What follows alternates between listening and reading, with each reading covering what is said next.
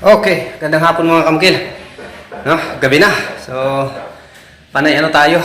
Advance tayo, palaging overtime tayo sa oras, no? Walang problema yun. Kahit arawan tayo dito, importante.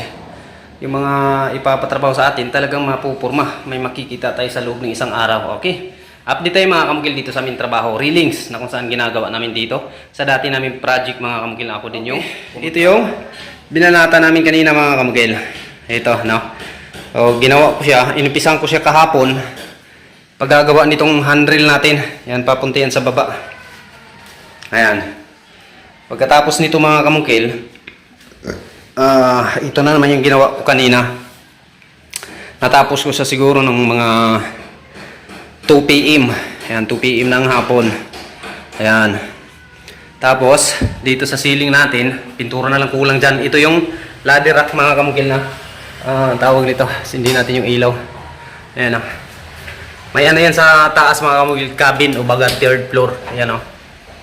Mabubukas yan. So, kulang yan ng hook. Bibili pa ako ng hook para dyan. Susungkitin na lang kasi ang pinakalas idea dito, susungkitin na lang. Hindi itong tali, no? Pangit tingnan kapag tali-tali. Okay, ito na yung update natin dito. O, ito yung pinaka forma dito second floor na to. Ako yung nagkontrata nito mga kamukil. Tapos, pagkatapos ko ditong trabaho to, nagli-layout kaagad ako ng TV console, no? O TV rack design kasi dalawa yung TV rack design na gagawin natin dito. Nabili ko na yung mga materials pero may kulang pa to, no? Bibili pa ako ng board para sa ating cabinet, floating cabinet. O, ito may board kasi dito sa kwarto to ng mga floating cabinet. Tapos dun sa living room, gusto ni ma'am, light lang. Light yung kulay. Ito kasi dark yung nabili ko. Ayan, no? Dark brown siya, no? O walnut yung kulay niya. So, bibili ng ibang board. So, pagkatapos ko nito, nag-layout kagad ako ng TV console sa baba. Ayan, babain natin. Okay, baba tayo mga kamukil. Sindihin natin yung ilaw sa hagdanan. Ano? Kung di nag-install nito mga kamukil. Ayan.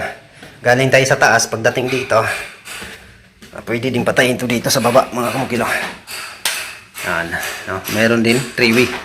Ginamit natin dito. Ito yung hawakan para taas mga kamukilo. Yan, no? Simple lang, walang puste na ginagawa. No? Tapos, ito yung nilayout natin na TV console mga kamukil. Yan, nakadrawing siya. Kasi pinapakita ko muna sa ating kliyente na nandun sa ibang bansa. O, para naman pagka may gusto siyang ipabago, mababago pa. So may kunting binabago mga kamukil. Binaba natin yung floating cabinet dito. Ito nakalagay ng X. Hindi na to masusunod. Ito na sa baba yung susundin natin. Ayan o. Pasok tong outlet natin. Siyempre ibang outlet pa rin yan. Diyan tayo kukuha ng supply para sa outlet dito sa TV. Pati sa mga shadow light nya. O dito sa gilid mga kamukil, dahil may oras pa kami kanina, nilagyan ko na lang ng WPC. Hanggang dyan lang yan muna mga kamukil. Gagawa pa tayo ng floating cabinet. Uunahin natin dyan. Yan. Tapos ito yung pinaka-frame ng ating TV. Yung design dito mga kamukil, magiging open to. Lalagyan ng TV. Na? So, ito yung dati kong trabaho mga kamukil. Bahay. May ano din to? Cube. Ayan o. Yan. No?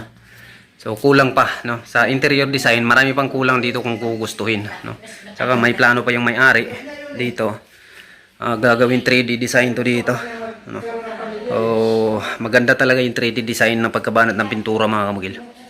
Sa mga dito, sa mga part dito, ayos lagyan ng 3D design to. Paakyat. So ito, dito yung TV console. Bukas titirahin ko. Yung pangalawa, dyan sa kwarto mga kamukil, yung TV na yan. Yan yung ating gagawin pagkatapos nito. Okay, thank you mga kamukil. Maraming salamat.